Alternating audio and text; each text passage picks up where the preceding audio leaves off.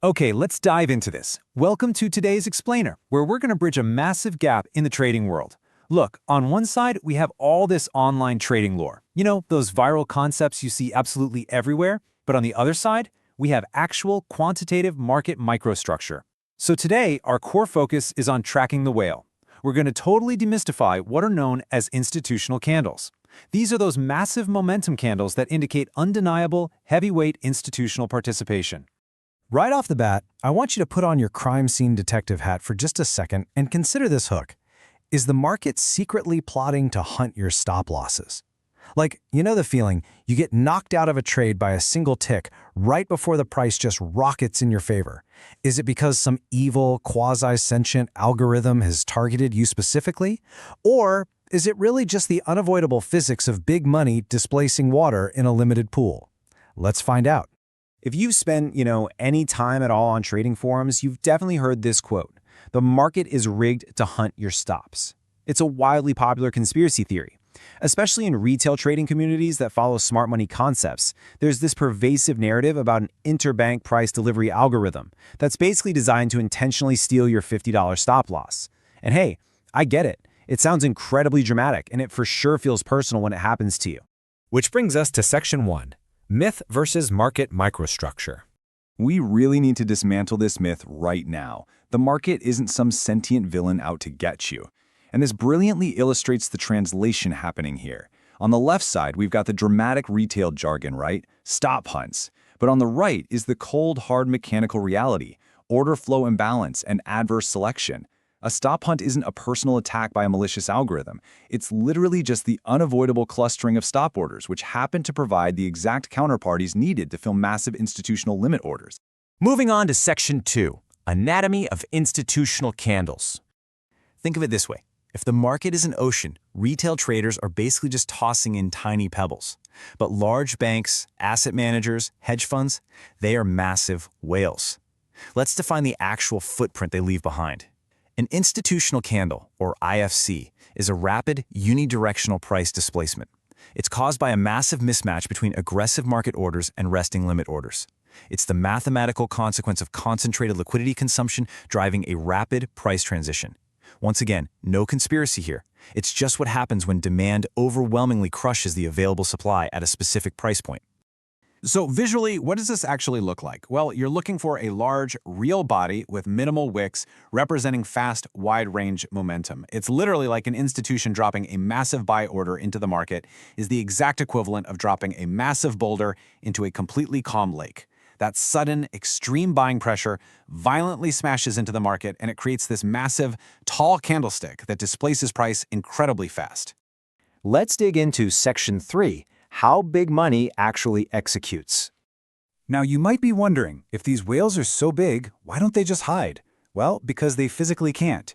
Here's exactly what they're up against. Institutions trade in sizes that far exceed the immediately available liquidity at the top of the order book. If they were to submit a single massive market order, they would violently walk the book. They'd consume all the resting limit orders and incur absolutely extreme self-induced slippage. And meanwhile, the market makers providing that liquidity face inventory risk and adverse selection. If they detect massive toxic flow, they're going to rapidly skew their quotes upwards to protect themselves, which causes the very price explosion we end up seeing on the chart. To prevent that kind of massive slippage, algorithmic execution slices giant parent orders into thousands of smaller child orders. Notice the iceberg mechanism here. It might only show, say, 10% of its true size on the visible limit order book, keeping a full 90% entirely hidden. But eventually, that massive volume just has to hit the market. And when it does, it leaves a very clear footprint. Which leads us to Section 4, validating the true footprints. So, how do we mathematically separate a true whale from just some random retail ripple? We definitely don't guess, we use math. Now, what's really interesting about this slide is how we use mathematical filters.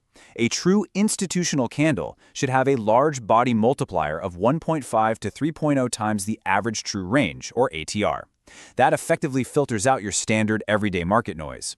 It also has to have a volume spike multiplier of 1.5 to 2.5 times the simple moving average of volume. This guarantees that the range expansion is backed up by an actual physical surge in executed transactions. And look, if you dig even deeper into tools like footprint charts or cumulative volume delta, quantitative traders are looking for an aggressive 300 to 400% diagonal buy imbalance. To put that into perspective, when you see buy volume executing at the ask price that is literally 300 to 400% higher than the selling volume below it, that confirms true, undeniable institutional buying power that is just completely overpowering the sellers. All right, Section 5, Order Blocks and Market Gaps. Once we actually identify that momentum, we have to follow it all the way back to its origin. Think of it as finding the exact crime scene where all those massive orders accumulated right before the explosion happened. To find this, we look for an order block. But, and this is key, it has to be validated by 3 mandatory elements. First up, the origin candle itself. That's the last opposite candle before the move. Second, displacement. That swift, aggressive expansion that leaves behind a fair value gap or imbalance. And third, a break of structure, where price decisively closes beyond a prior structural high or low. If you don't have all 3 of these aligning, well, actually scratch that. You don't have an order block at all. You just have random chart noise.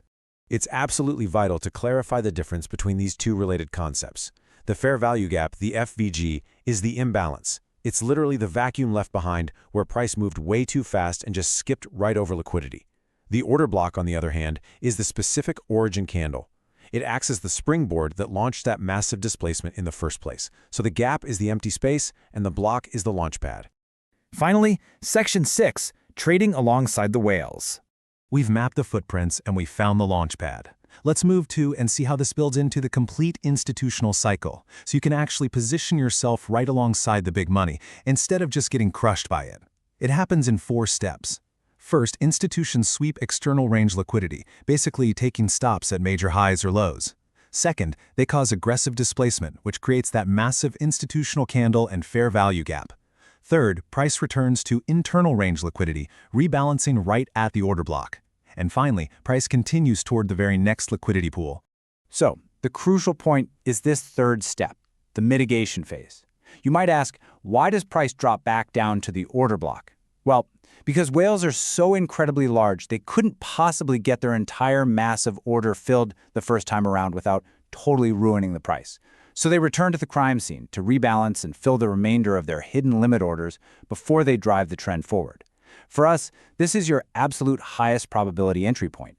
We have covered a tremendous amount of ground in this explainer today, stripping away the myths and looking at the raw mechanical reality of institutional candles and algorithmic execution. So I'm going to leave you with this provocative thought. Now that you actually know what an institutional footprint looks like mathematically, are you going to keep throwing tiny pebbles and chasing the ripples, or will you start tracking the whale? Take this knowledge, apply it to your charts, and start reading the market's true structural footprints. Thanks so much for joining me today.